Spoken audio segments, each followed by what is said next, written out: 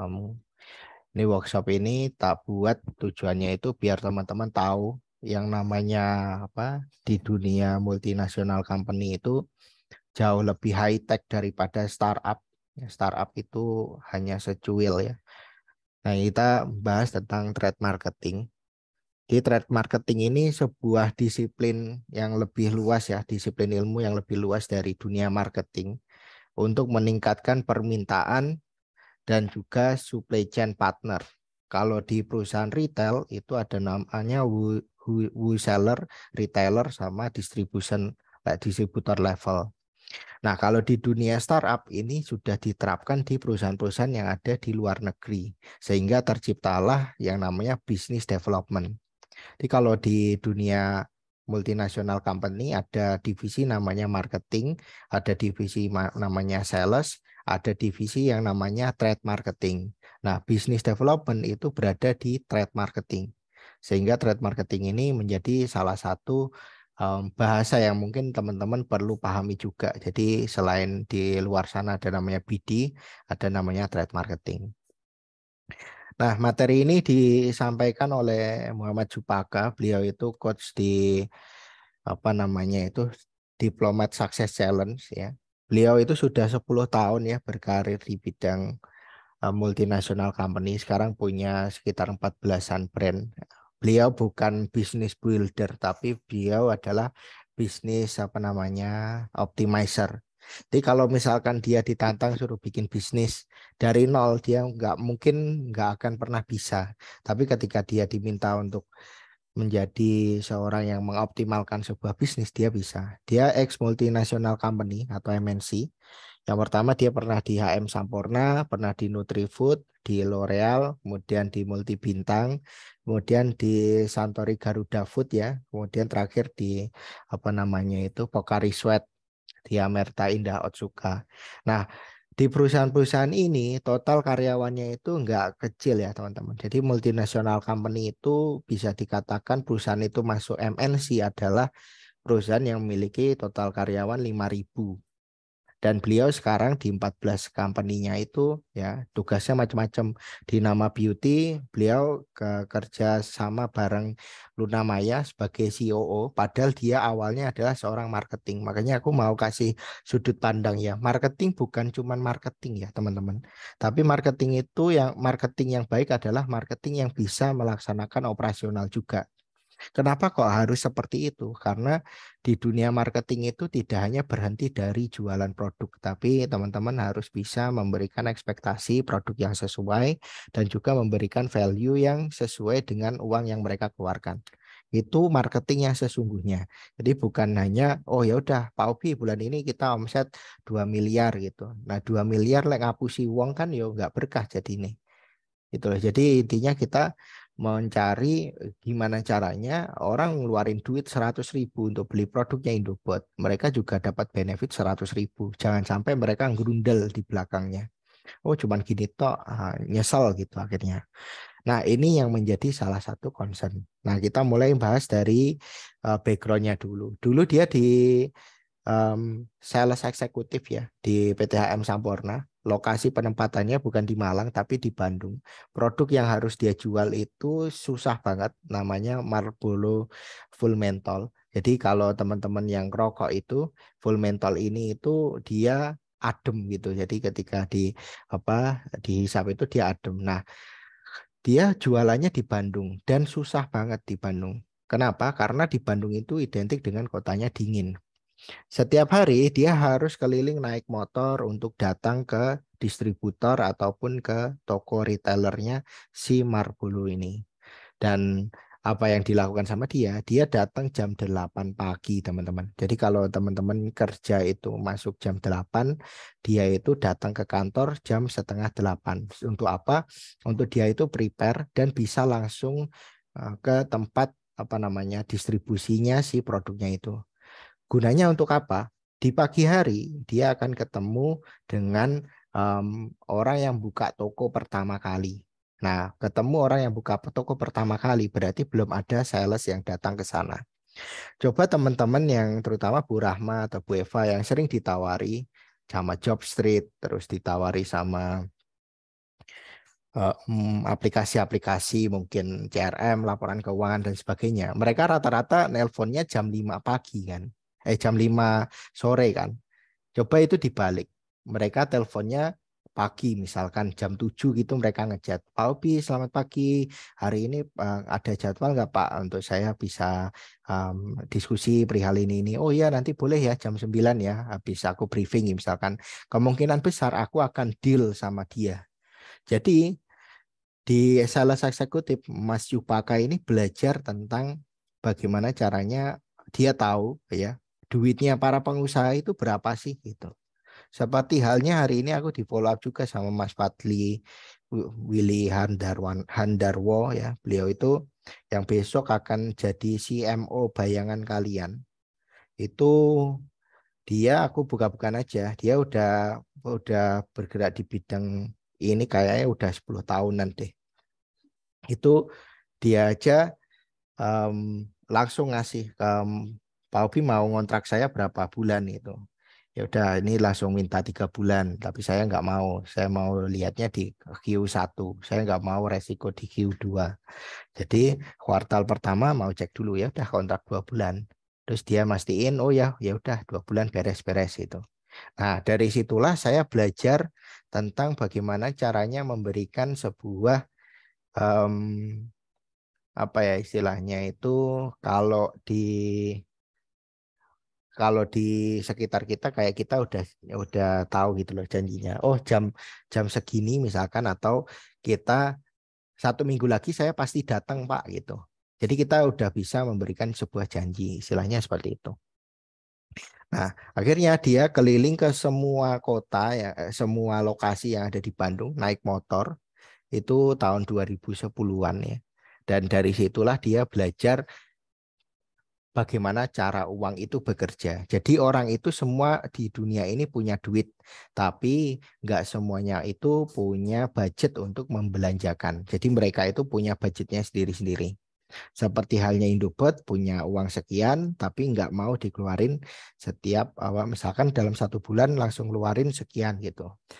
Mungkin dikatakan Indobot pun juga bisa punya karyawan lebih dari 10. Misalkan 15, tapi aku nggak mau resiko ngeluarin 15 langsung. Kenapa? 10 aja belum optimal, ngapain harus 15 itu. Nah, berikutnya dia kerja di Nutrifood Indonesia. Awal karirnya di Sampurna itu hingga pindah ke Nutrifood ya. Nutrifood produk yang dihandle adalah Hilo. Dan teman-teman udah paham ya Hilo. Dia bikin event mulai dari ada menggambar, ada wall magazine, terus ada destination Hilo, kemudian ada ini pemenang nasional Hilo Goes to School. Nah, dia membuat event ini tujuannya itu tidak hanya branding, tapi adalah meningkatkan penjualan.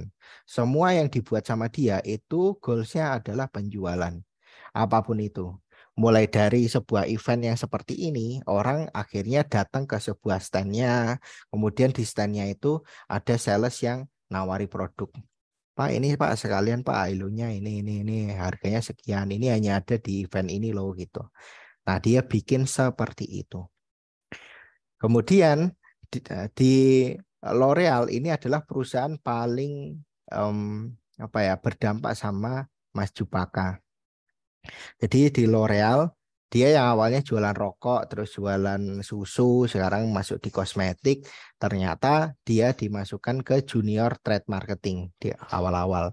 Waktu itu dia langsung ngobrol sama CEO-nya untuk bikin suatu program. Nah, di trade marketing ini masih ada seniornya.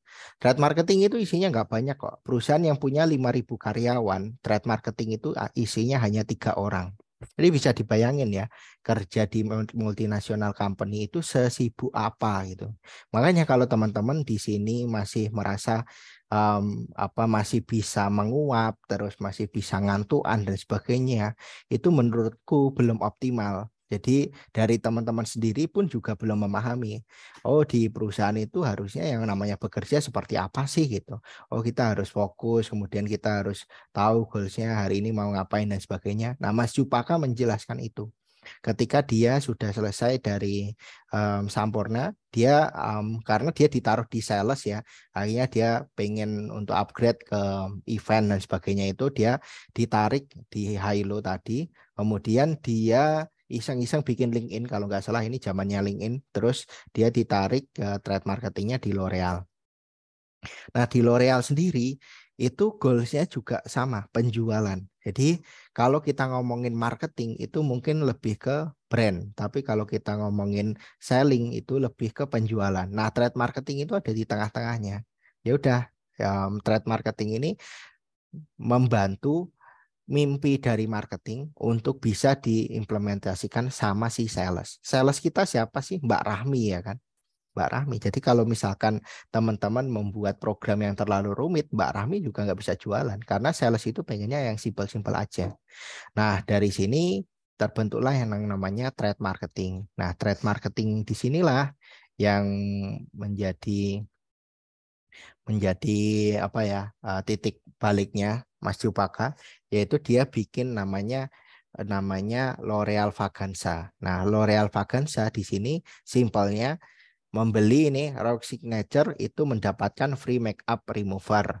Membeli Infallible Range itu dapat free CR matte lipstick. Membeli Les Paradise dapat free face shield. Terus ini juga diimplementasikan sama brand lain kayak Watson. Watson juga sama. Bahkan hadiah utamanya trip ke Bangkok.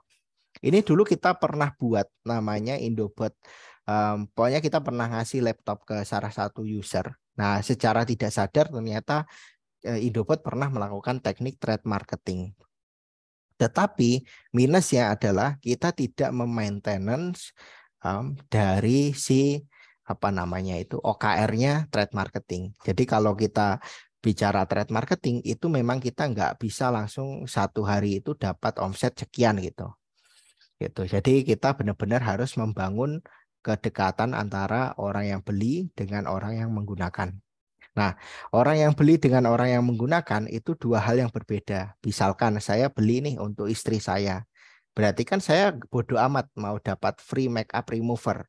Tapi beda cerita ketika yang beli adalah istri saya, dia akan, wah ini aja sekalian sama free makeup remover gitu. Atau misalkan saya nggak tertarik untuk trip ke Bangkok. Saya tertariknya untuk trip ke misalkan ke Bali gitu misalkan. Saya malas ke Bangkok misalkan. Nah itu ketika ada orang yang memang tertarik ke Bangkok kan bisa di-reprofiling. Oh, orang-orang yang tertarik ke Bangkok itu seperti apa sih? Oh, berarti dia suka misalkan nonton YouTube apa yang menjelaskan tentang Thailand atau apa gitu. Kita bisa nih mengcanvassing seperti itu. Sehingga trade marketing ini bukan ditujukan ke semua orang, tapi trade marketing ini ditujukan kepada orang-orang yang sangat potensial. Nah, ini yang perlu jadi sebuah kunci, teman-teman. Jadi kuncinya itu kita tahu segmen kita siapa, kita tahu produk yang kita jual apa, dan kita bisa ngopeni dia. Itu. Entah mau dikasih misalkan jalan-jalan ke Inggris atau ke Amerika, menurut saya juga biayanya nggak terlalu mahal ternyata kalau kita bisa hitung-hitungan dengan benar. Dan trade marketing sama nantinya teman-teman ini akan menghitung HPP, berapa sih profit yang didapatkan dan sebagainya. Terus apakah si trade marketing ini meng-create produk baru? Jawabannya enggak. Mereka tinggal bikin bundling-bundling aja gitu. Sekarang kita masuk ke trade marketing ya. Teman-teman tahu ya di sebelah kiri ini namanya teh pucuk harum. Nah, teh pucuk harum ini dulu ketika dia melawan teh botol sosro, yang dilakukan itu sangat simpel sekali. Setiap harinya dia ngasih satu kotak teh pucuk harum. Jadi satu kotak mungkin isinya 40-an teh dan 40-an teh itu gratis ke apa namanya ini ke seller atau ke ini salesnya yang jualan di kaki lima. Gratis, benar-benar gratis. Ketika dia berhasil berhasil dapat teh ini apa namanya berhasil menjual satu kotak itu gratis gitu. Dia akan diberikan reward. Ya, di hari kedua dia akan diberikan 2 box. Jadi benar-benar itu budget marketingnya. Jadi budget marketingnya yang awalnya orang-orang berpikiran, oh kita harus Facebook Ads, oh kita harus masang banner dan sebagainya. Kita bisa mengubah budget marketing itu jadi produk. yang kita kasih ke para sales. Nah, kasih target komisi ini jika terjual banyak, bukan kepada karyawan internal, tapi ke eksternal. Seringkali kita memberikan sebuah bonus itu ke Mbak Rahmi. Mbak Rahmi kekuatannya berapa sih? Dalam satu hari bisa handle berapa lead sih? Paling cuman misalkan dalam satu hari berapa ya? Misalkan 50 lead atau 100 lead gitu. Coba nggak kalian berpikiran, coba kita tarik sales yang lainnya dari orang-orang yang lama, kita jadikan mereka tim sales kita, mungkin micro influencer dan sebagainya, yang followernya mungkin hanya 1.000, 2.000 itu nggak masalah. Kita kasih produk kita, bahkan kita bisa titipin di toko-toko elektronik atau toko-toko yang memang bisa menunjang penjualan kita. Nah, ini trade marketing. Atau bisa juga dijual di Kopma-Kopma, misalkan Kopma UNY, Kopma UII, Kopma UGM, Kopma mana aja yang ada kampusnya, kita taruh produk di sana, itu bagian dari trade marketing. Dan kita kasih fasilitas ke Kopma itu. Kopma, kamu kalau berhasil menjual 2 produk ini per bulan, ya, berarti nanti saya kasih bonus, misalkan. Saya kasih bonus, misalkan 500.000 kayak atau berapa, tinggal dihitung aja. Nah, ini yang dilakukan oleh Mas Jupaka seperti itu. Nah, ini contohnya produk teh pucuk harum. Sekarang pucuk harum itu sudah mengalahkan teh botol sosro. Dan sampai sekarang nggak goyang sama sekali pucuk harum nomor 1. Terus pucuk harum itu satu industri sama Le Mineral, satu pabrik sama Le Mineral. Le Mineral itu juga sama strateginya. Le Mineral itu bakar-bakar duitnya bukan di promo iklan banner dan sebagainya, tapi dia bakar duitnya, kamu tak kasih satu box, kalau bisa menjual satu box dalam sehari, nanti kamu dapat bonus apa. Akhirnya apa yang dilakukan sama seller? Le Mineral ditaruh di depan. Oh ini biar habis, ya kan? Nah, ini kan manajemen stok gini kan harusnya kerjaan dari prinsipal ya atau brand owner ya. Tapi karena kita iming-imingi sebuah bonus, otomatis para sales ini akan mengedepankan produk kita. Terus yang dikatakan sales itu apa sih? Yang dikatakan sales itu bukan ibu rumah tangga, bukan bapak-bapak guru dan sebagainya. Seringkali kita menjadikan afiliator itu mereka yang sudah bekerja. Itu jawabannya salah. Yang harusnya menjadi afiliator, yang harusnya menjadi seorang sales, itu adalah mereka yang sudah pernah jualan, yang sudah punya lebih dari satu produk. Sampai dia itu bisa diidentifikasikan adalah ini loh, dia adalah orang yang recommended untuk jual produk misalkan. Kalian mau nggak mengasih produk ke saya yang saya aja tinggalnya di gang yang sepi misalkan, sama orang yang mungkin jualan di gang yang lebih rame, kemudian produknya macam-macam. Mungkin kalian di awal akan ekspektasinya mana mungkin produk saya akan laku, tapi ketika kalian memberi sebuah bonus, sebuah benefit, sebuah komisi, orang itu akan berusaha untuk menjual produk kalian tanpa kalian suruh. Kuncinya di situ. Tanpa kalian suruh. Affiliate yang kita lakukan sebelumnya itu kita nyuruh orang untuk share. Yang apa? Yang jadinya apa? Capek, ya kan? Capek. Tapi ini yang dilakukan oleh trade marketing. Trade marketing tidak pernah mengunggulkan satu channel. Misalkan satu channelnya adalah Facebook Ads. Enggak seperti itu. Oh, kita harus live Instagram 24 jam. Kita enggak harus seperti itu. Tapi trade marketing melakukan semua, menempatkan semua produknya di berbagai channel, kemudian menganalisanya, kemudian melakukan optimalisasi di sana. Berikutnya ini sampel lagi ya. Ini kita bisa kasih ya, misalkan ini Coca-Cola. Ini kasih kan dia naruh brand di sini ya. Coba lihat isinya Coca-Cola. Ada Fanta, ada apa ini macam-macam ya kan. Kemudian ini nggak tahu merek Cina ya kan. Terus ada beberapa rokok yang ditaruh di depan. Terus ini teh kotak dan sebagainya. Bisa aja nih teh kotak ini nggak ngasih bonus. Coba dia ngasih bonus, taruh sini sama orang. Gitu loh. Jadi kali kita bisa lihat nih permainan trade marketing itu seperti apa. Nah, kasih benefit tambahan ini jika ada brand kita di sana, bukan pada toko kita, tapi toko orang. Dulu saya berpikirannya akan membuat toko elektronik yang mungkin akan menjadi toko elektronik terbesar di Jogja. Ngapain saya harus bikin toko? Kasih aja ke Jogja Robotika, kasih aja ke Sinar Sinar apa itu. Kemudian macam-macam toko di Jogja, 51 kayak apa kayak bahkan toko-toko elektronik yang berada di pinggiran sana, di Gejayan sini itu bisa kita prospek untuk jualin produk kita. Makanya di sini saya langsung berpikiran, ya udahlah, mau MSIB itu 100, mau 400, mau 500, mau aku clearin hari ini, habis itu misalkan dapat kuota berapa, ya wes, aku akan tetap menjual produknya MSIB itu. Jadi produknya yang kemarin udah kita order jadi sebuah kit. Nah, itu yang nanti akan menjadi PR dari tim marketing and selling untuk naruh produk kita di mana aja. Jadi kerjaan kalian kemungkinan nggak akan hanya di Jogja, tapi kalian bisa aja keliling gitu. Tiba-tiba, oh besok kamu ke ini ya, ke Magelang ya, untuk ngurusi semua toko yang ada di sana misalkan. Itu juga akan sangat memungkinkan sekali.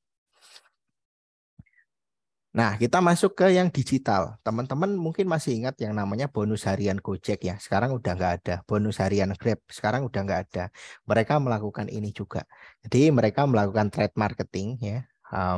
Salesnya siapa sih? Ya tukang Gojekers itu. Mereka yang jadi yang apa narik Gojek itu, driver. Nah, dari sini kita bisa lihat nih poinnya 12 poin kasih 10.000, 30 poin kasih 70.000. Satu hari poinnya semua menyelesaikan order total 30 poin bisa dapat 200.000. Kan tertarik nih kerja di mana cuman ngojek aja dapat 200.000 ya kan. Nah, bikin kita program apalah gitu ya. Misalkan kita kasih ke Mumtaz kayak atau siapa kayak gitu yang memang mereka loyal di perusahaan kita, di produk kita. Terus kita juga bisa apa namanya itu cari seller-seller yang lain misalkan ya orang-orang yang jual produk-produk elektronik atau kita bisa juga memasukkan di apa kerjasama dengan apa namanya itu GO terus neutron dan sebagainya kita bikin nih kelas-kelas inovatif kayak gini lalu mereka berhasil menjual produk lebih dari dua misalkan mereka berhasil menjual 5 produk per bulan deh itu udah berapa cuman kan pertanyaannya bukan itu bukan bukan kok dikit banget ya Pak Obi cuma 5 bulan satu toko. Jawabannya adalah jumlah salesnya. Semakin banyak jumlah sales, berarti semakin probabilitas untuk produk terjual itu semakin tinggi. Kalau misalkan kita hanya punya satu sales, terus kita push untuk jualan 100 produk per bulan, saya nggak yakin dia punya lead yang sebanyak itu untuk bisa mendatangkan penjualan. Nah, trade marketing fungsinya di situ. Jadi membangun sebuah hubungan dengan orang lain dengan prinsipal ataupun perusahaan lain untuk mereka bisa menjual produk kita gitu. Nanti kita akan bahas lebih lanjut lagi.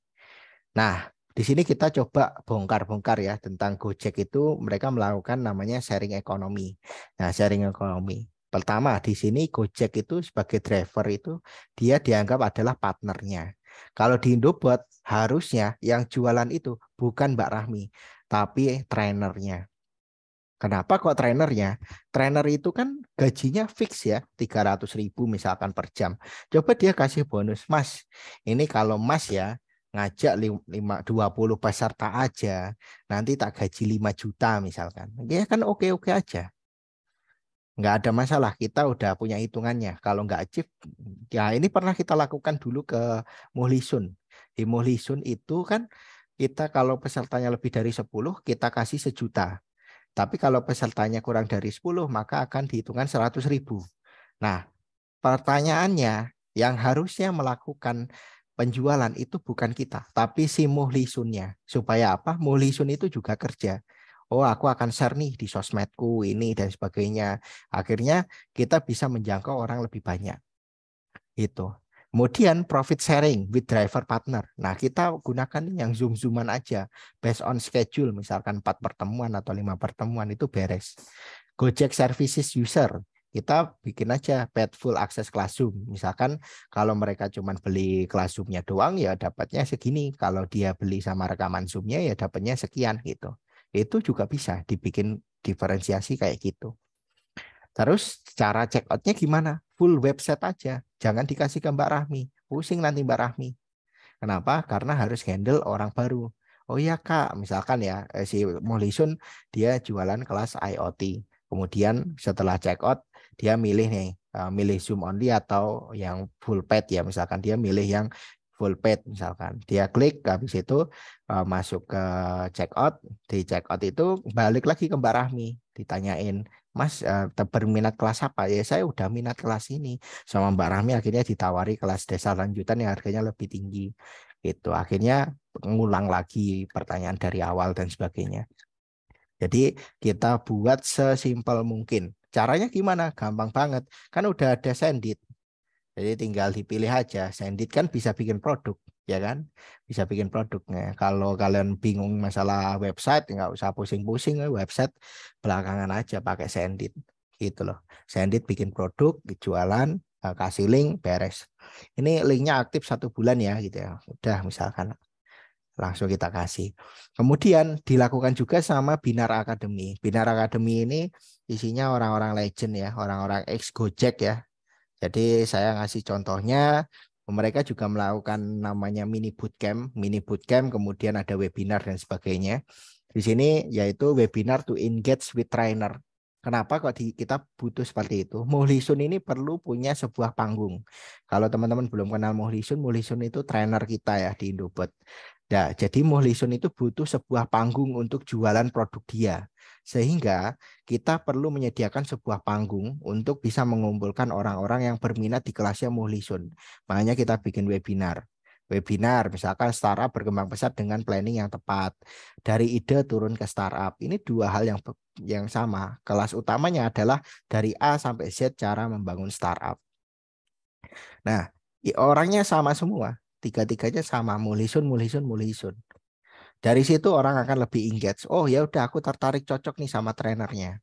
Saya juga baru ingat ya beberapa beberapa orang itu punya kecenderungan. Oh saya suka dengan guru ini. Oh saya nggak suka dengan guru ini. Tapi mereka nggak pernah ngomong saya nggak suka dengan materinya.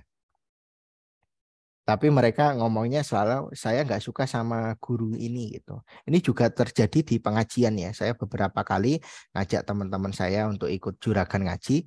Ustadznya itu kan emang cocok-cocokan ya. Kadang ada yang oh ini ustadznya apa seperti ini atau terlalu slow misalkan, terlalu cepat atau terlalu slow misalkan.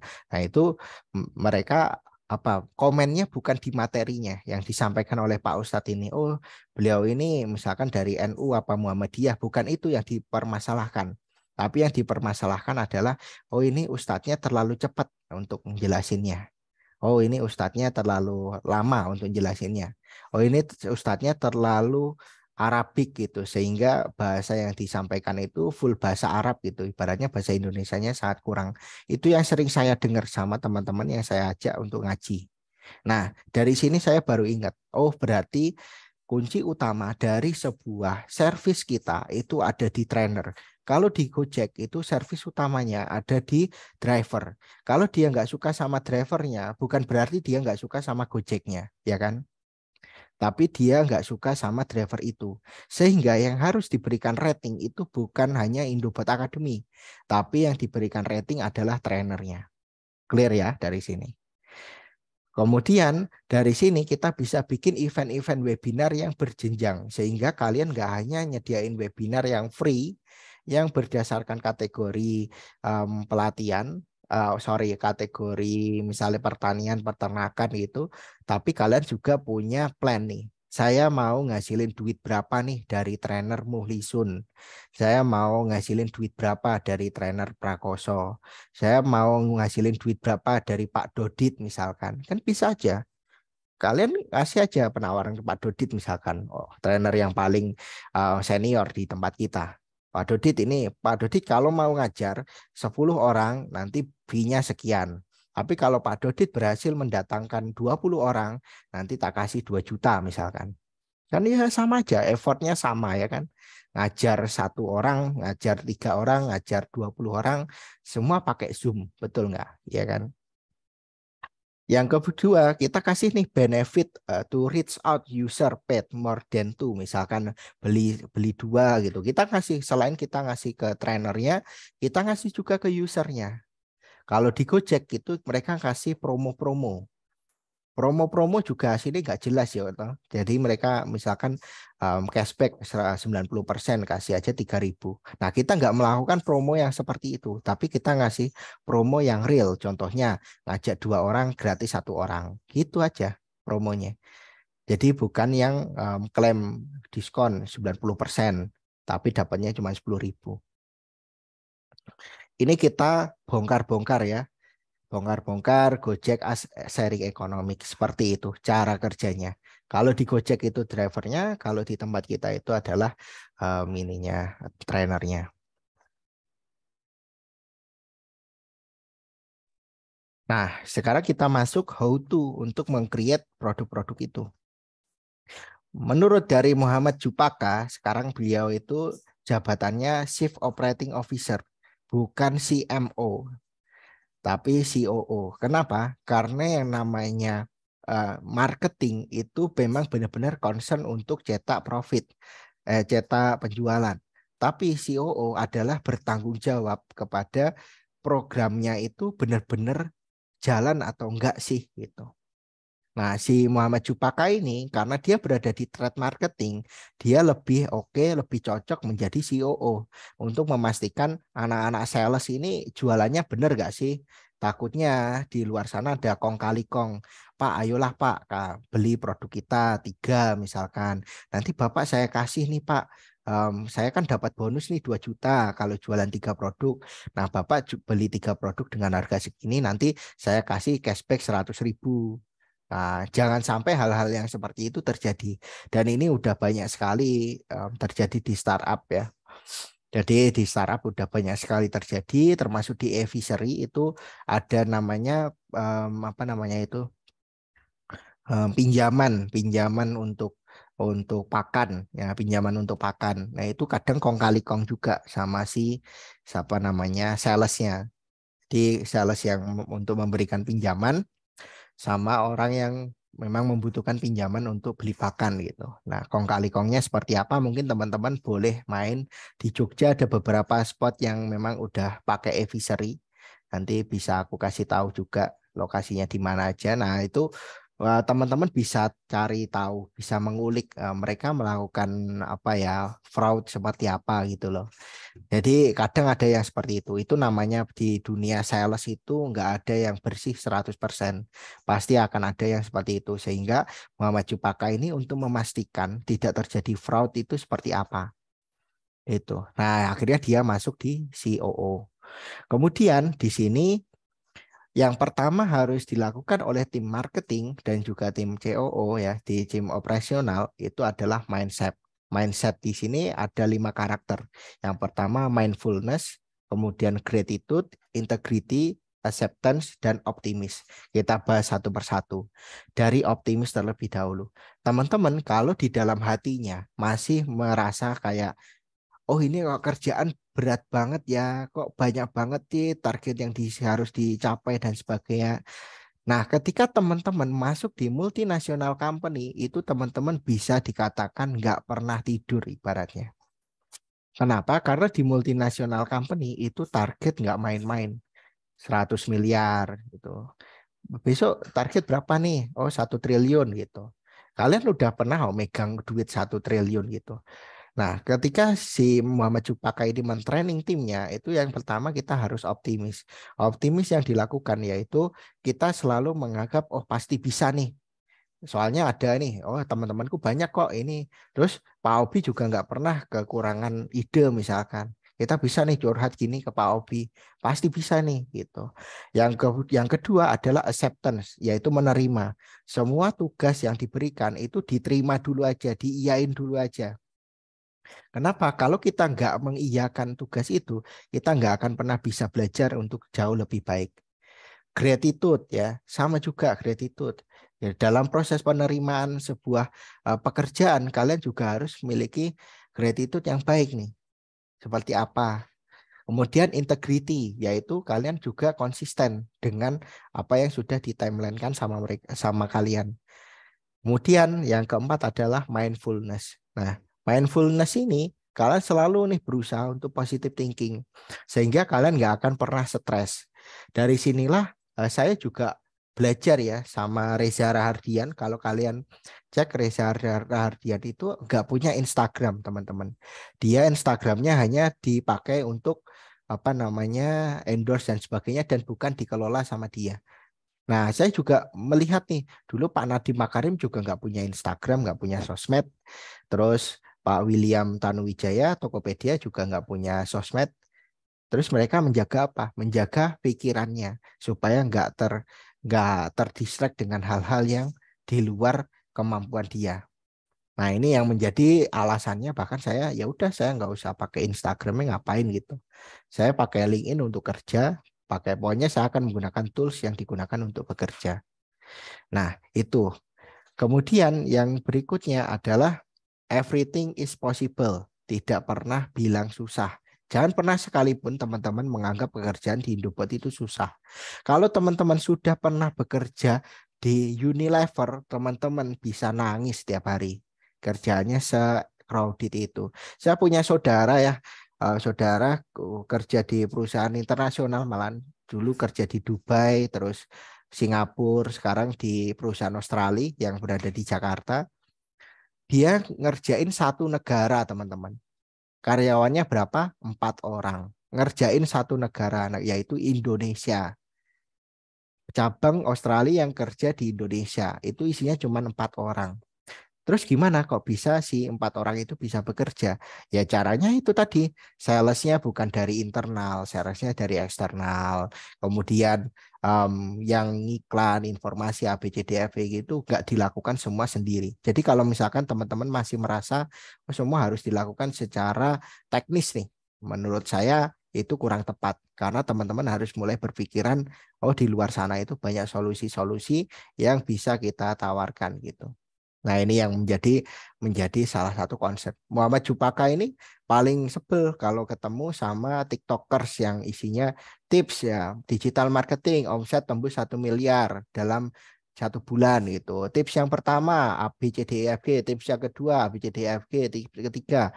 Nah, dia nggak jelasin backgroundnya apa, pernah bekerja di mana, berapa tahun dia menjalani menjalani apa rutinitas itu. Gitu. Dia paling sebel kalau ketemu yang seperti itu. Jadi Muhammad Jupaka ini menurut saya cukup kredibel ya, sangat kredibel menurut saya karena beliau ini sudah bekerja di multinasional company.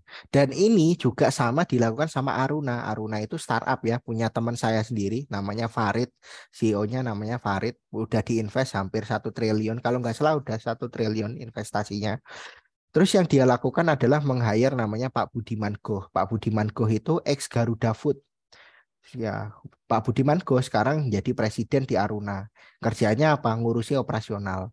Dan operasionalnya yang awalnya isinya bocil-bocil yang suka mengeluh, ini kok kerjaan banyak banget dan sebagainya, sama Pak Budiman digembleng. Kamu kalau kerja cuman ngeluh aja, coba kamu kerja di Garuda Food, udah ditendang kamu 1 bulan gitu. Ibaratnya seperti itu. Jadi Pak Budiman pun juga punya apa? Punya punya wawasan yang sangat luas gitu. Pekerjaan itu nggak sesimpel itu. Tapi selama kita memahami pekerjaan dan kita selalu punya mindset positif, kita akan menikmati proses perjalanan pekerjaan itu. Itu. Nah, kemudian ini juga sama. Ada namanya Pak Budi Isman. Pak Budi Isman itu beliau dulu ex CEO-nya Coca-Cola.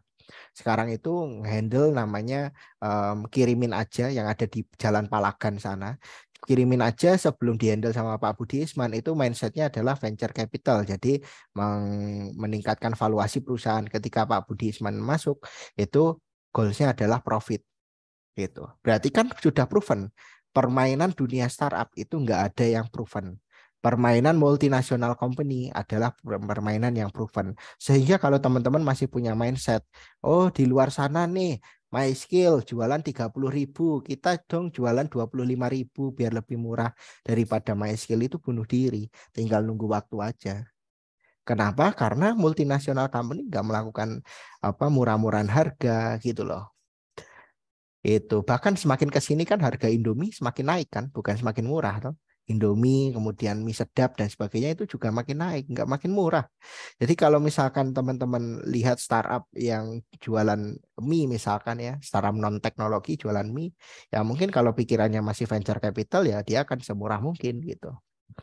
Nah, yang perlu dilakukan setelah teman-teman memiliki mindset, teman-teman harus melakukan research atau riset produk fit. Nah, bisa jadi teman-teman risetnya itu hanya berdasarkan di Google. Kalau berdasarkan di Google itu teman-teman bukan riset tapi mengumpulkan data. Beda ya antara riset dengan mengumpulkan data. Kalau yang dikatakan sebuah riset, teman-teman harus ngobrol langsung dengan calon pengguna. Mulai dari ngobrol sama teman, kemudian sama user yang udah lama, ditelepon, Pak, gimana Pak, produk Indobat udah sesuai belum? Atau mungkin ada tambahan apa Pak, ini Pak, itu. Benar-benar di riset sampai kita menemukan produk yang fit. Nah, pertama yang harus dilakukan dari bawah ini. Yang pertama adalah target customer. Target customer ini harus ditentukan dulu. Mau pekerja, fresh graduate, atau seperti apa. Kemudian underserved need. Jadi mereka itu membutuhkan apa aja sih dari produk kita gitu. Kemudian difitkan dengan produk kita, value-nya udah sesuai atau belum, fiturnya udah sesuai atau belum, secara penggunaan udah sesuai atau belum. Kemudian di testing lagi dengan user yang sama, bukan user yang berbeda. Nah, ini teman-teman harus melakukan riset. Nah, ini yang akan menjadi timeline teman-teman dari kuartal kedua sampai kuartal 1 bulan Februari sampai bulan Maret ya, termasuk bikin produknya sama si Telkom. Kalau Telkom kemarin hasil meetingnya akan mengarah ke produk ini ya, apa namanya itu, mengarah ke produk yang sifatnya menjual, apa, bukan menjual, sifatnya ke bekerja. Jadi ke bekerja. Jadi nggak hanya berhenti belajar, tapi mereka bisa sampai diterima di lapangan kerja. Berikutnya, unique, small, different, not totally unique. Jadi kalau misalkan teman-teman pengen menjadi yang sangat berbeda, itu jawabannya salah. Perusahaan yang berkembang, perusahaan yang berhasil itu perusahaan yang jualannya mirip-mirip. Nah, kita lihat di sebelah kanan ini ada poster tes CPNS, kemudian ada bimbel CPNS, sekolah kedinasan CPNS. Mereka apakah membuat produk yang berbeda? Jawabannya enggak. Kalau ada kedinasan berarti ada CPNS, kemudian ada Polri, kemudian ada TNI dan sebagainya. Itu sama, nggak ada yang berbeda. Seperti halnya yang jualan casing HP. Mungkin di Gejayan sana mungkin teman-teman akan melihat toko-toko yang jualan casing HP. Di dalam hati teman-teman akan punya rasa ini bedanya opo gitu loh. Bedanya opo. Terus kalau saya jualan casing laptop mungkin saya akan laku. Jawabannya enggak.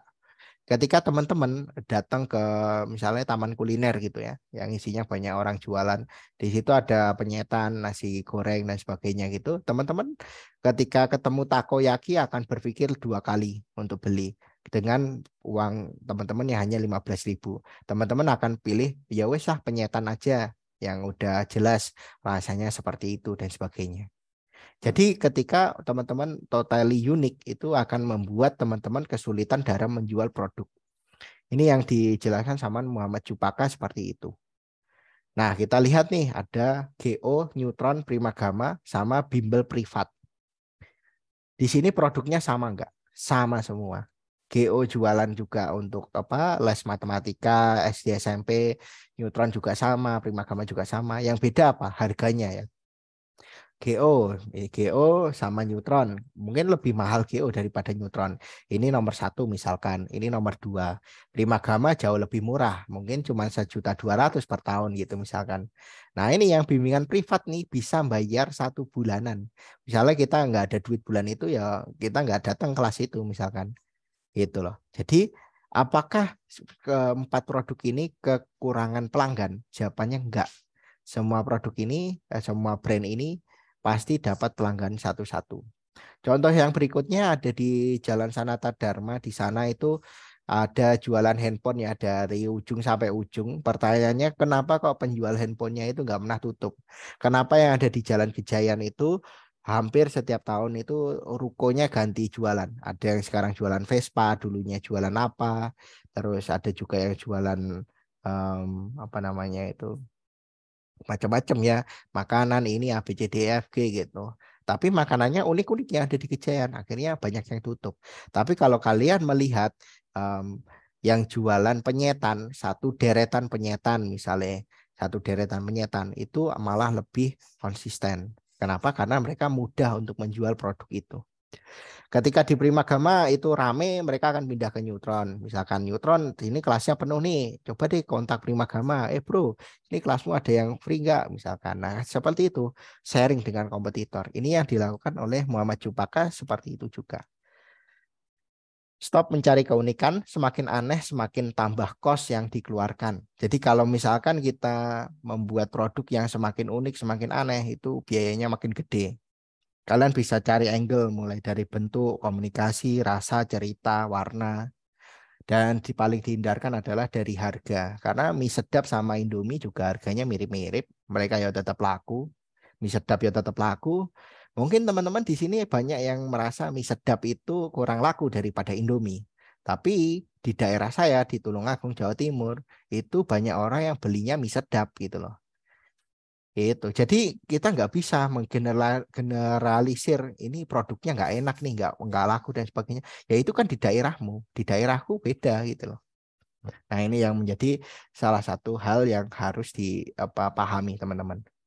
Nah terus yang dilakukan oleh Muhammad Cupaka ketika dia masuk ke Nama Beauty, brandnya dari Luna Maya, Luna Maya sebagai CEO, CEO beneran. Beliau menjadi CEO beneran, bukan CEO pasangan apa ya, pajangan tok, tapi bener-beneran dari jadi seorang CEO. Nah, ini Muhammad Cempaka sebagai CEO di sana, dia melakukan namanya present, kehadiran produk. Nah, yang dilakukan Pucuk Harum itu pun juga sama dengan yang dilakukan sama apa namanya produknya Nama Beauty. Nah, Nama Beauty dia akan diselipin di salah satu gini.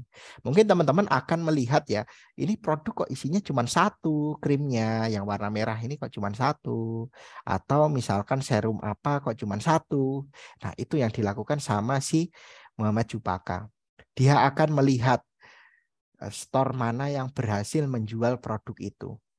Store yang berhasil menjual produk itu akan dijadikan store apa ya, ibaratnya pusat keunggulannya gitu. Ibaratnya kalau di SMK kan PK-nya gitu. Jadi dia akan menjadi store yang terbaik gitu misalkan. Store terbaik yang diprioritaskan untuk menjual produksi Nama Beauty.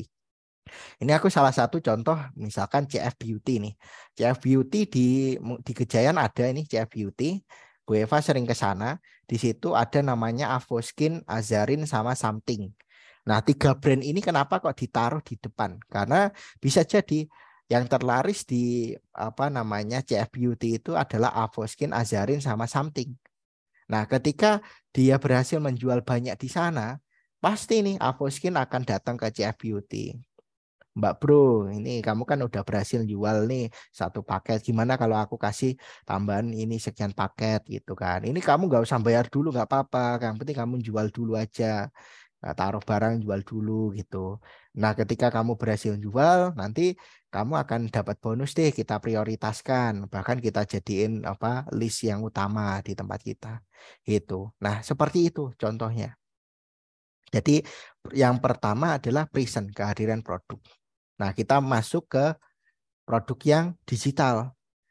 Hactive Edge itu hadir di mana aja loh, mulai di Sendit juga ada, kemudian di apa Instagram juga dia ada, di mana aja ada. Tapi yang dilakukan itu bukan bakar-bakar duit di satu platform, Facebook Ads atau IG Ads itu, tapi dia melakukan apa menaruh produknya di mana aja, mulai dari SEO, SEM, CRM, email, social media advertising, social media engagement, ada mobile apps, referral. Nah, mungkin mobile apps kita nggak punya nih, nggak usah misalkan. Referral kita masih bisa, sosial media bisa, CRM nih ongoing misalkan.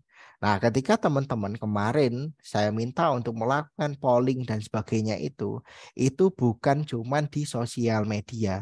Sosial media itu di mana nih? Ya cuman ini toh sosial media. Jadi kalau kalian ngomongin, Pak Ubi ini saya sudah share di Instagram, Facebook, LinkedIn, Twitter, Pinterest, Google Plus, apa dan sebagainya, ya hanya di sini toh. Tapi teman-teman harus punya apa ya kesadaran diri untuk bisa share di mana aja, di SEO-nya, referral, SEM dan sebagainya gitu. Seperti tekniknya Muhammad Cupaka, ditaruh di semua apa namanya lokasi, lokasi kayak toko, terus kemudian taruh di mana di toko offline seluruh Jogja dipasangi produk Nama Beauty. Laku nggak laku, taruh aja produknya. taruh di depan. Ketika laku, si toko itu kasih komisi.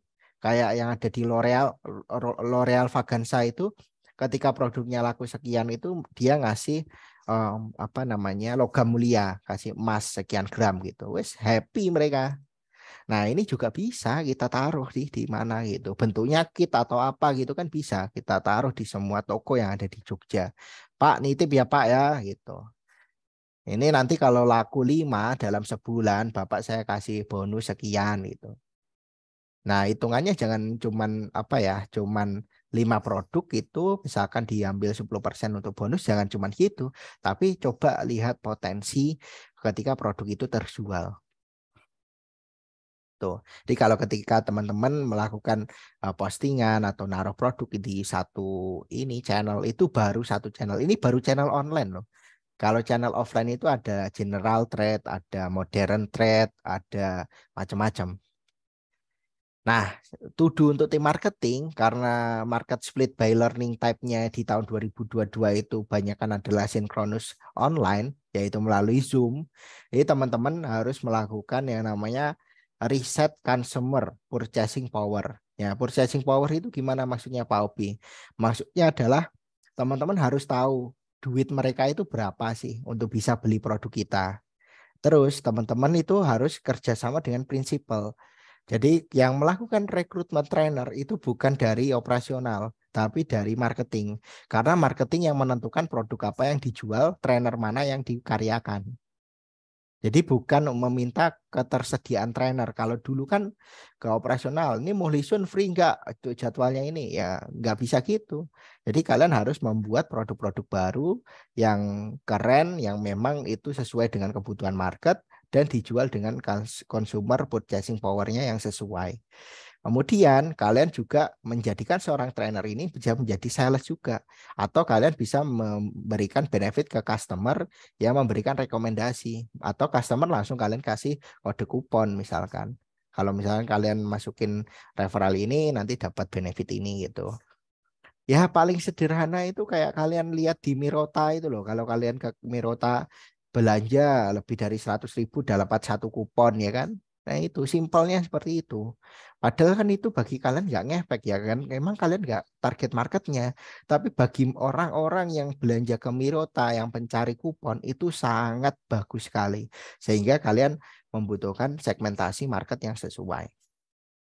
Trade marketing di sini adalah tugas dari si business development kalau di company startup gitu.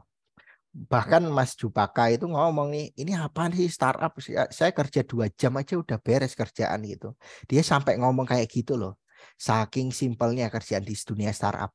Tapi kan untuk kalian yang bekerja 8 jam bisa dikompres jadi 2 jam itu kan butuh 10 tahun berkarir gitu loh. Makanya ketika teman-teman melihat misalkan kok Pak Obi ngerjain ini bisa cepat ya review dan sebagainya itu bisa langsung nyambung. Ya saya udah 7 tahun loh ngerjain Indobot ini dari sejak kuliah sampai sekarang.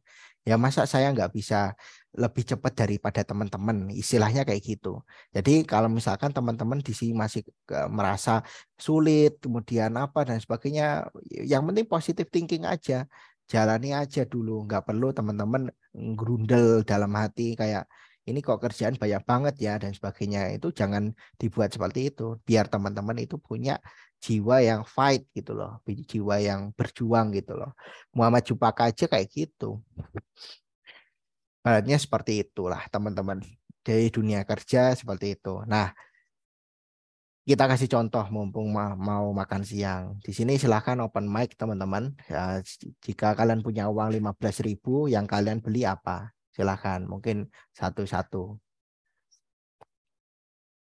Bebas misalkan. Siapa dulu? Bu Eva misalkan. Ya, saya mungkin suruh milih semua ya Pak ya. Iya, apa Yang aja? pilih paling lebih ke penyet sih. Ayam penyet. Mm-mm. Kalau yang lain, apa nih? Misalkan Mbak Ayu misalnya. Mbak Ayu pilih apa?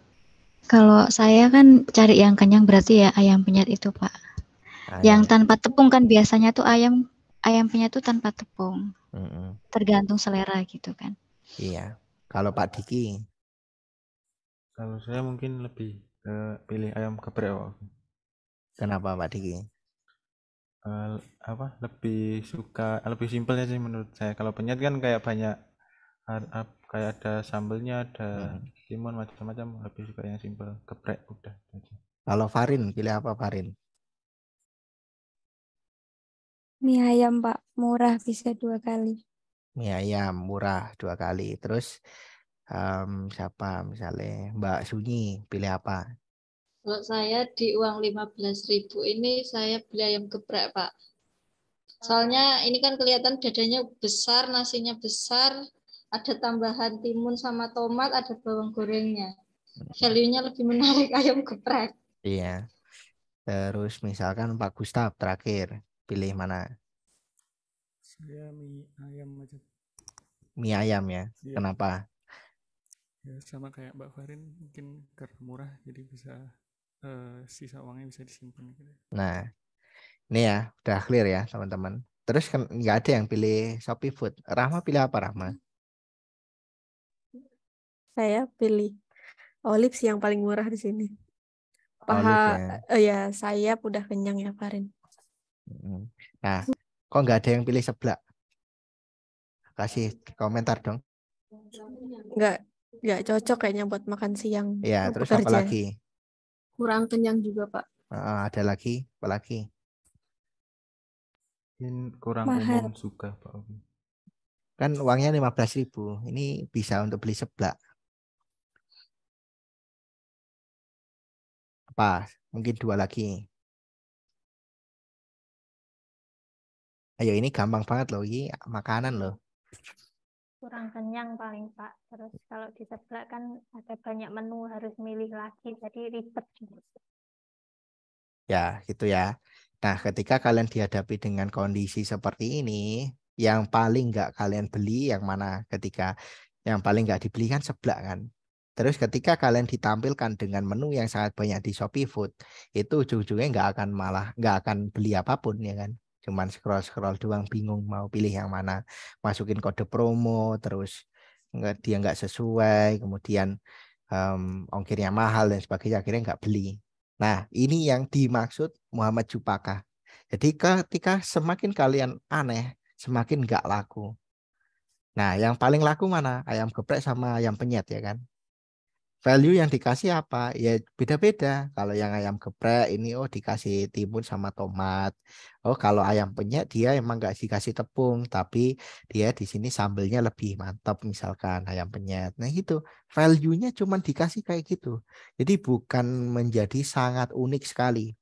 Jadi kalau teman-teman masih berpikiran, wah ini kenapa sih kok penjualan IoT itu susah gitu? Ya teman-teman harusnya membuat IoT itu dari sudut pandang yang berbeda. Kita lihat di sini ya. Ketika teman-teman fresh graduate dan atau fresh employee punya uang 1 juta, bisa dibeliin digital marketing, data science, web development, sama IoT. Pilih yang mana? Mungkin Pak Gustaf dulu yang pernah beli bootcamp. Kalau sekarang mungkin IoT sih Pak. Kalau dulu sebelum tahu IoT. Dulu paling data science gitu. Data science. Terus saya tanya Nabila, misalnya pilih yang mana? Kalau saya mungkin digital marketing sih Pak. Kalau siapa lagi ya? Misalnya Mbak Safira, pilih mana? Kalau saya pilih digital marketing Pak, karena background dari ekonomi terus pernah ambil course digital marketing juga. Kalau Rahma, pilih yang mana? Kalau saya ke data science. Ya, kalian punya uang 1 juta, terus kalian nggak pilih kan web development sama IoT. Terus program-program yang bertebaran di luar sana itu apa sih? Ya ini kan digital marketing sama data science. Data science itu aslinya kalau menurut saya ya, sama beberapa pakar yang saya baca di jurnal, ini aslinya mata kuliah statistika. Jadi sama aja gitu aslinya, cuma datanya lebih banyak gitu toh.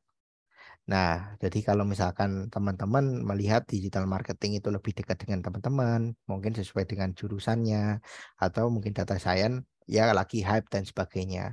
Beda cerita nih, yang misalkan yang pilih web development. ya kan. Saya kasih kayak gini.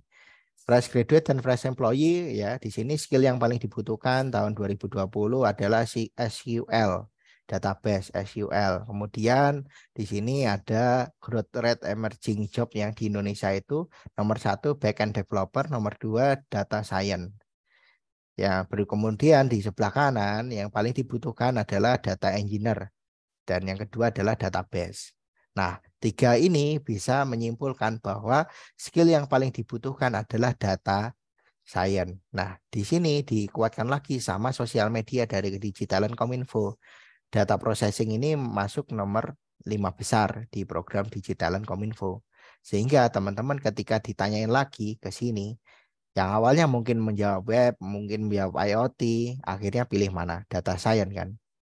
Nah, dari sini kan teman-teman bisa tahu nih apa yang membedakan program-program ini, yaitu ceritanya. Jadi kalau teman-teman mau membawa IoT itu laku, ya teman-teman harus membawa sebuah cerita. Jadi ceritanya seperti apa gitu. Bisa aja kita ambil namanya USB. Nah, unique, small, different, not totally unique ya. Stop mencari keunikan, semakin aneh semakin tambah cost yang dikeluarkan. Cukup dari angle. Di sini USP itu unique selling proposition adalah what customer want. Apa yang dibutuhkan? Data science ya kan. Wes setuju kan semua? Data science ya. Data science semua setuju nih. What you do well. Apa? IoT kan. Berarti USP-nya adalah kita harus bikin kelas-kelas yang kelas-kelas yang apa istilahnya itu mengutamakan ke data science yang untuk IoT. Ketika kita bikin kelas data science for IoT, orang yang awalnya cenderung suka IoT jadi lebih pede lagi untuk ngambil kelas IoT. Itu simpelnya seperti itu. Sehingga teman-teman tidak harus meng-hire trainer seorang IoT engineer, tapi teman-teman cukup hire trainer dari data engineer atau data science atau data analis. Teman-teman ngambil aja trainer-trainer itu, kemudian dikombinasikan dengan kelas IoT. Trainer kelas IoT siapa? Ya Muhlisun, ya kan? Ya udah Muhlisun sama si misalnya trainernya siapa? Misalnya Bambang gitu. Bambang ini suka jago di bidang data engineer. Ya si Bambang ini dikolaborasikan sama Muhlisun. Beres toh. Kelas bisa terdeliver dengan baik tanpa teman-teman membingungkan trainernya siapa, yang ngisi webinar siapa gitu. Kita lihat lagi. Di sini ada yang namanya USP dari berbagai program. Skillful itu jago di UI UX. MySkill jago di digital marketing. DigiLab jago di data science. Algoritma itu jago di data science. Nah, ketika mereka menawarkan seperti ini, itu kan mereka tahu nih what customer want, what you will. Kemudian di MySkill dia juga bikin kelas data science. Skillful juga bikin kelas data science. Tapi yang dijual utama adalah UI UX-nya. Data science itu hanya jadi penetrasi produk atau produk yang pertama diambil oleh si user. Kita masuk lagi. Kita masuk ke bootcamp. Di sini ada Hektif, ada di ini Rakamin, ada ini Rice ini nggak tahu. Oh, hari Senin ya, hari Senin. Terus ada Purwadika. Harganya lihat nih bawah 40 juta Hektif. Rakamin 6 sampai 8 juta. Hari Senin 3 sampai 5 juta. Purwadika 17 sampai 24 juta. Kenapa yang mahal tetap laku? Ada yang bisa jawab? Silakan.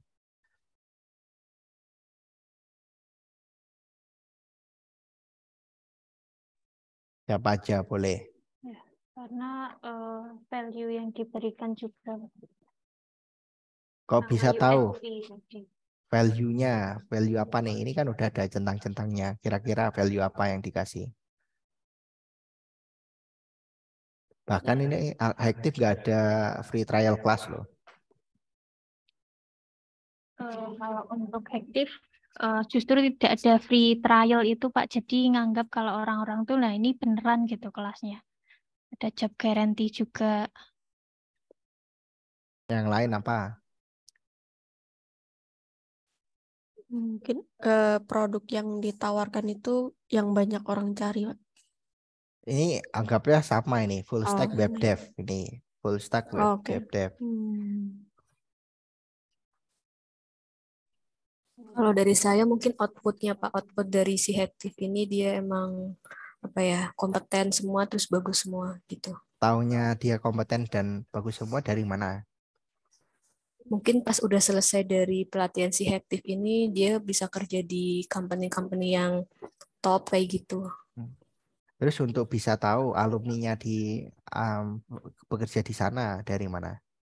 Dari ini mungkin ada kayak testimoni di Hektifnya sendiri gitu. Jadi alumninya itu ngasih testimoni kayak gitu sih Pak.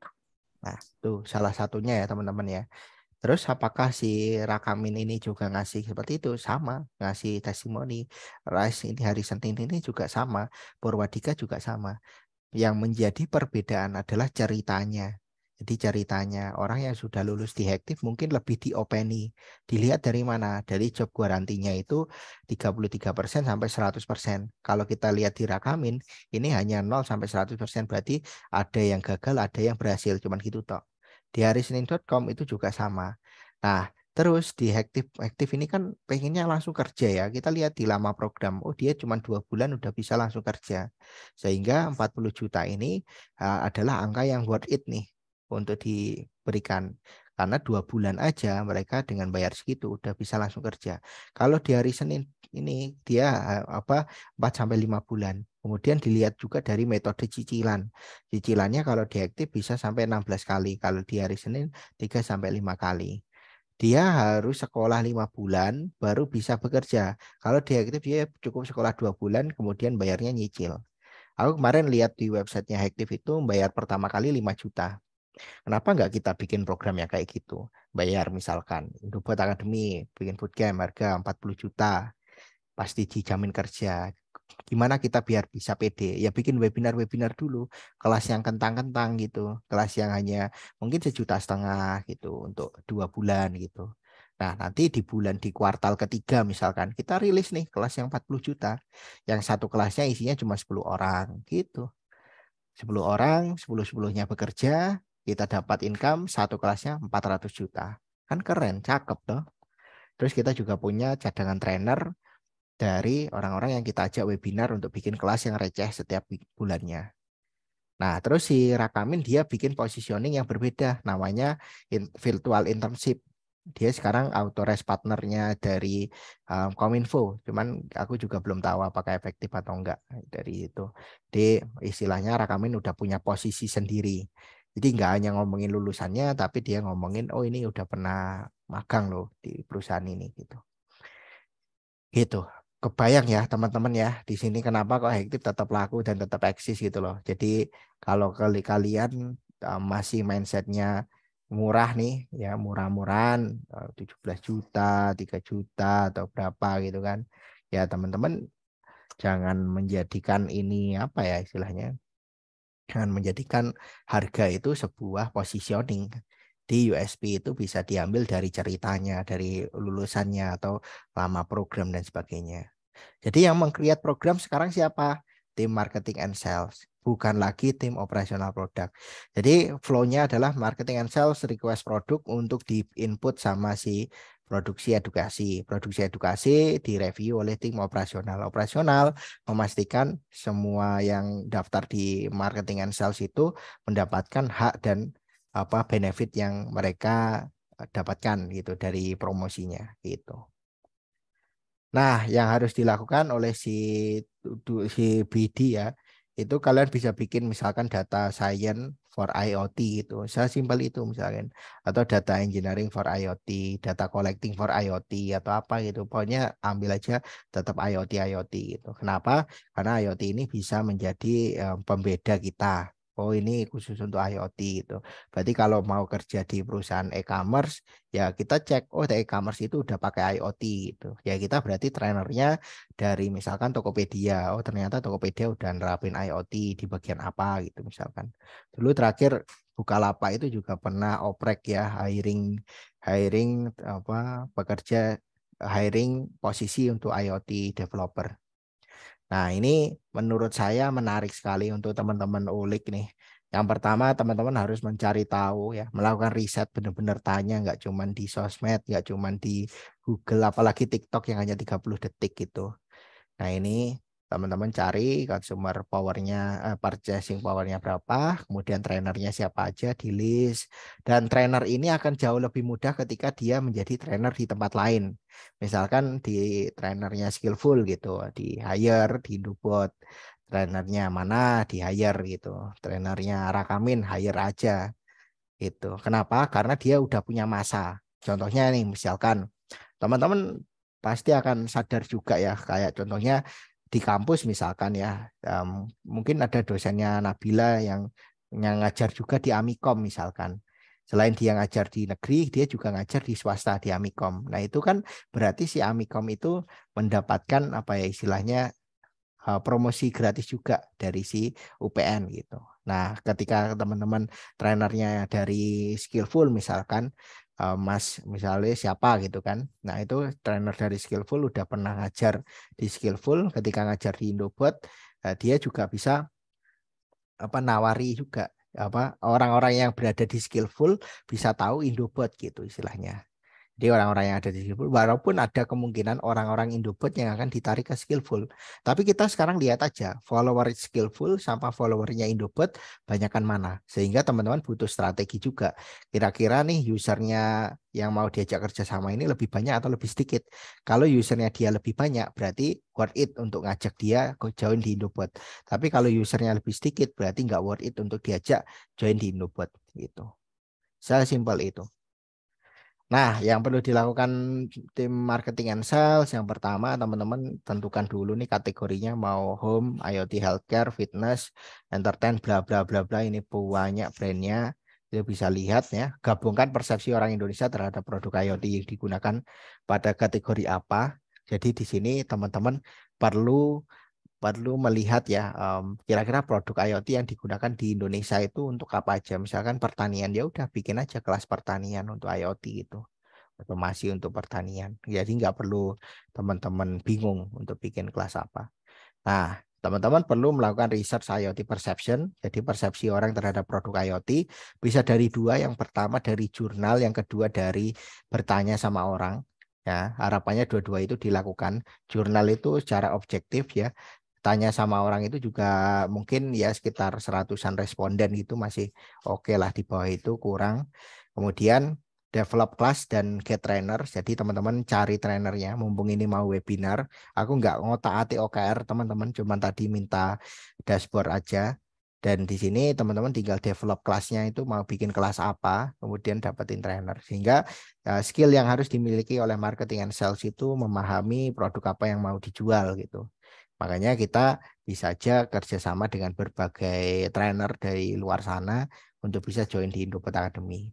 Kemudian retain program dengan coverage user. Retain program itu maksudnya orang-orang yang udah daftar di Indobot itu kita kasih benefit nih. Oh, ini ada kelas lagi nih gitu. Jadi benar-benar ditawari terus. Nah, ini yang dilakukan oleh kampus-kampus. Bahkan UNY itu tagline-nya itu bukan lulusan siap kerja. Mungkin Amikom lulusan siap kerja. Tapi kalau di UNY itu lulusannya adalah cendekia, handal, apa gitu pokoknya. Tapi bukan siap kerja. Terus yang dilakukan UNY apa? Bikin program namanya pendidikan profesi guru. Kemudian pendidikan profesi bukan pendidikan tapi profesi insinyur.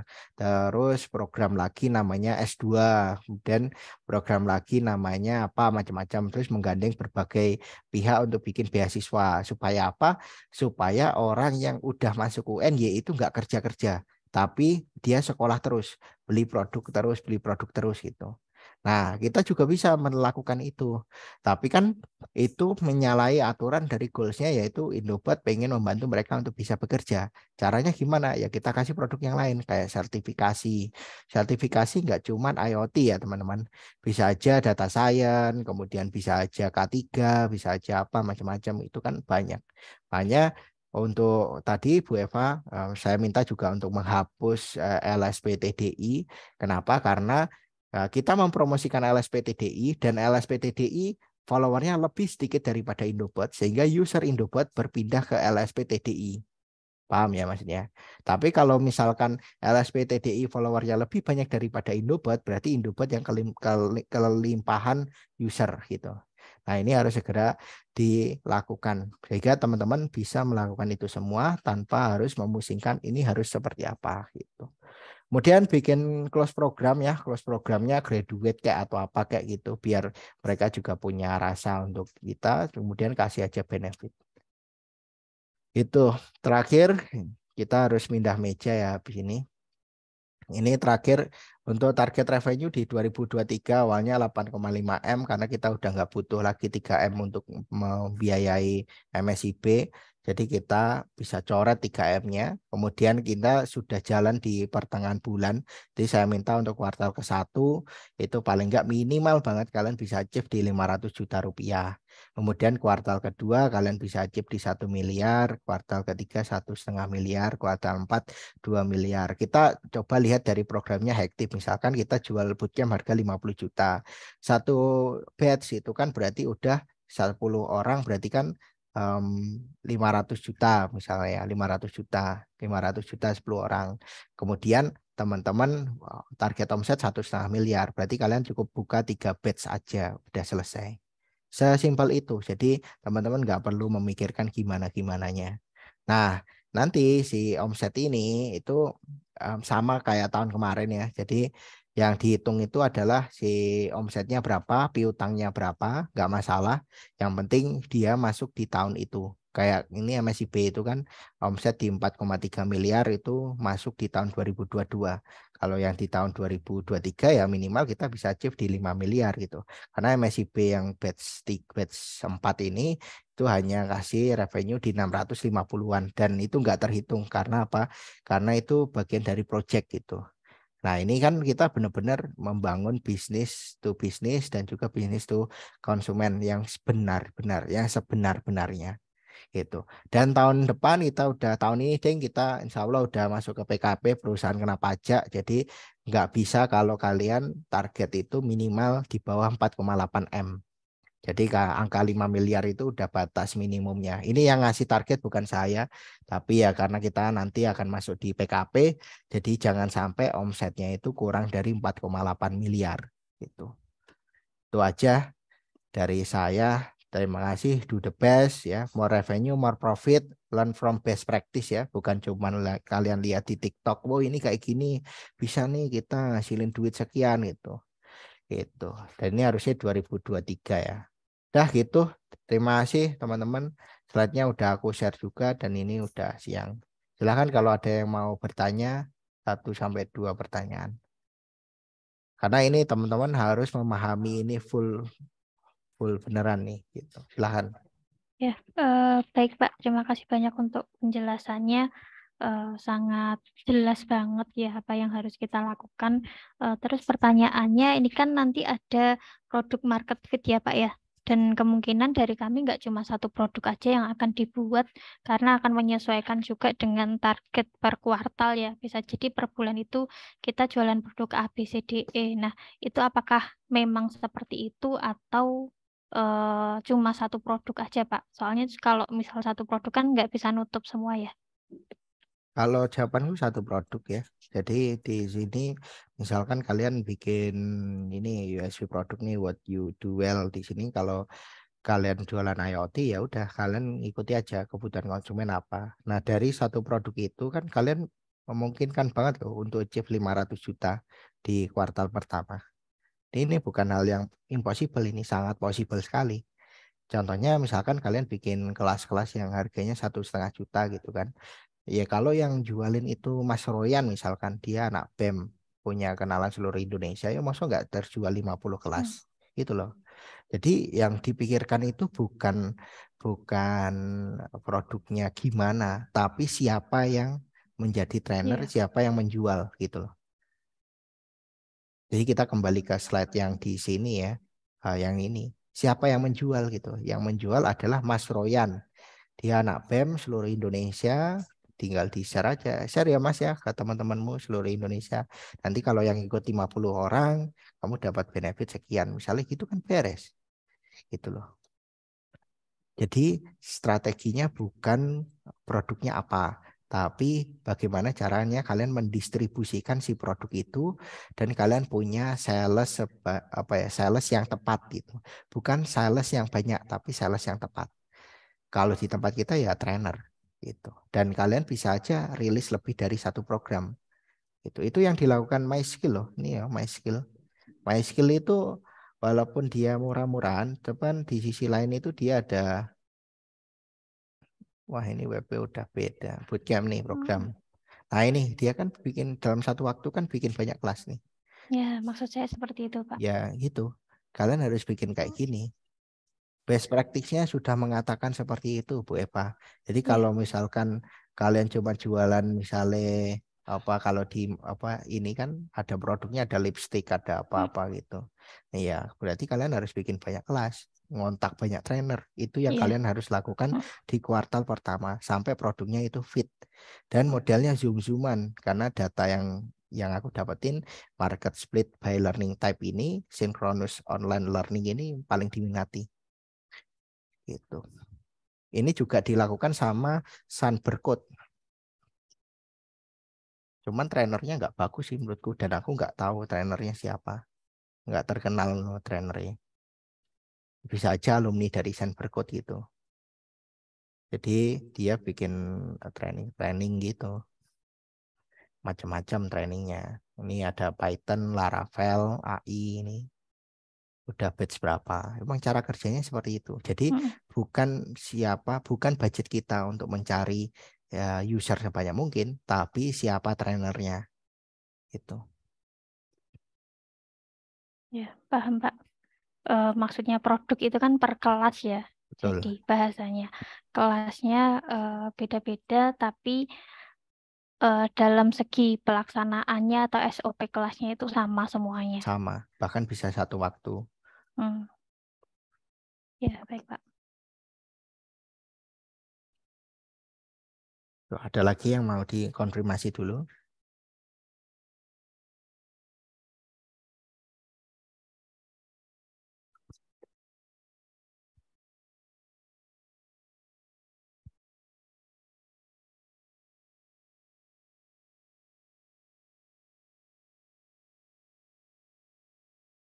Gimana teman-teman, terutama yang marketing?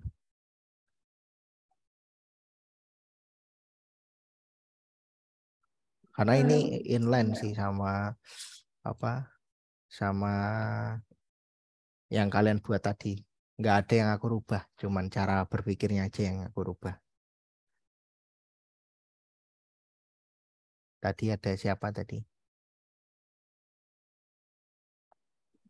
Kalau saya cukup Pak, mungkin membuat saya berpikir lebih luas Pak untuk kedepannya dan untuk program webinar kedepannya juga. Iya, gitu. Jadi bisa nyontoh mungkin cara kerjanya Binar ya. Binar itu webinarnya udah paling bener sih.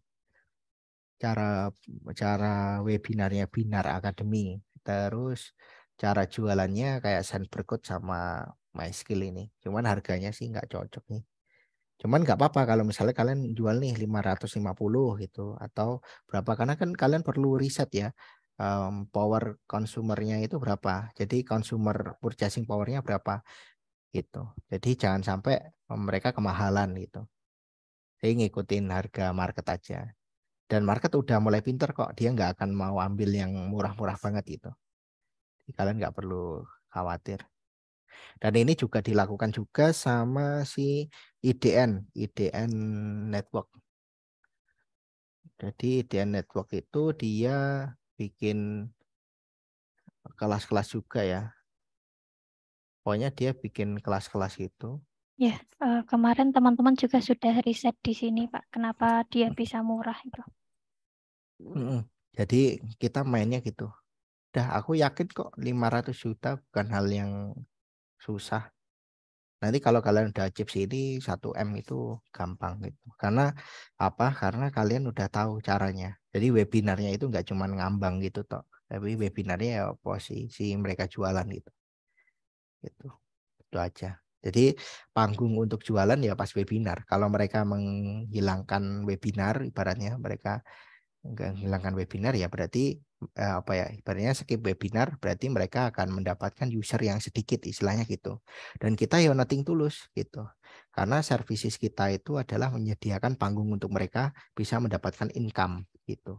Like itu, simple.